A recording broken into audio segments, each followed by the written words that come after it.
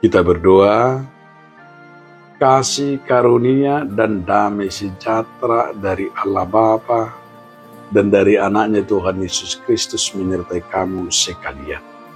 Amin. Saudaraku, di dalam nama Tuhan Yesus Kristus, firman Tuhan bagi kita hari ini tertulis dalam kitab Wahyu 4 ayat yang ke-11. Ya Tuhan Allah kami, Engkau layak menerima puji-pujian dan hormat dan kuasa. Sebab Engkau telah menciptakan segala sesuatu, dan oleh karena kehendak-Mu semuanya itu ada dan diciptakan. Ale Tuhan di bata nami, natamado ho macalo hasanga po dohot hamyaon, dohot haguguun, ay dito pahodo saluhu na hinorhon ni lomo ni rohamdo, ubayin menjadi akai jala artopa. Demikian firman Tuhan. Judul renungan kita hari ini adalah pujian bagi Tuhan. Di sini Yohanes mau bersaksi. Kesaksian iman itu yang kita lihat dari Yohanes. Dia berkata bahwa Tuhan sesungguhnya bukan gila puji-pujian. Sekalipun Tuhan itu yang sungguh dikatakan oleh Yohanes bahwa dia patuh dan wajar secara baik itu secara kedagingan, baik itu juga secara rohani. Artinya harus sudah selayaknya. Tapi masih banyak orang menghina Tuhan. Masih banyak orang yang tidak peduli kepada Tuhan. Tapi jika ada orang yang masih menghina, yang tidak peduli, itu adalah membuktikan dirinya tidak mengenal Tuhan.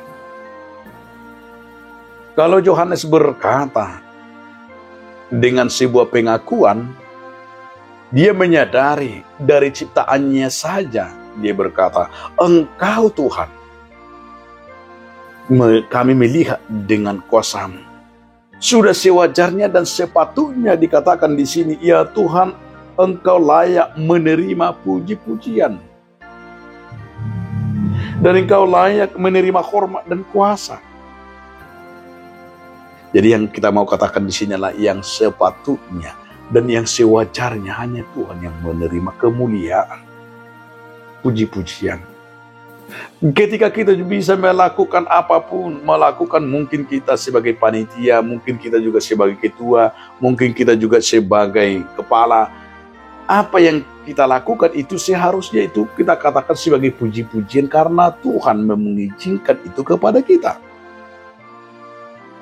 Supaya kita tidak pernah jatuh ke dalam kesombongan rohani, kesombongan dalam diri kita. Saudaraku, Yohanes berkata di sini, dengan segala kerendahan hati, dengan segala kerendahan hatinya, ia melihat dengan matanya sendiri.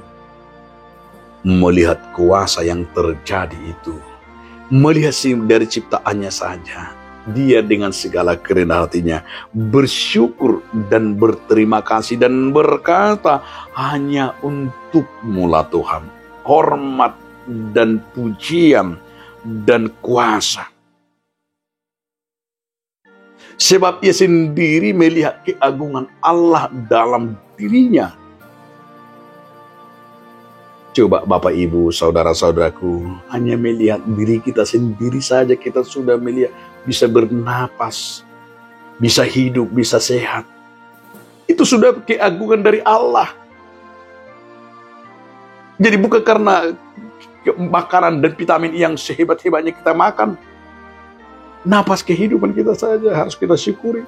Nah, disinilah saudara-saudaraku dari komitmen, ketaatan, pengenalan sekalipun di tengah-tengah kemelut, Yohanes berani menyatakan sebuah pujian dan nyanyian dan bermazmur dan bersyukur kepada Tuhan lewat apa yang dia alami. Itu juga yang mau disampaikan kepada kita. Saudaraku, hanya kepada Tuhanlah kita patut memuji namanya. Hanya kepada Tuhanlah patut kita hormat dan memberi kuasanya. Sehingga kita sebagai ciptanya hanya bersyukur dan melihat itu bagian daripada kemuliaan Tuhan. Hanya damai sejahtera. Jangan curi kemuliaan Allah dalam dirimu. Tapi jadilah alat Tuhan untuk menyatakan berkat-Nya. Amin.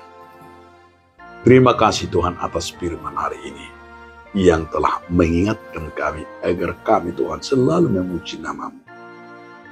Amin.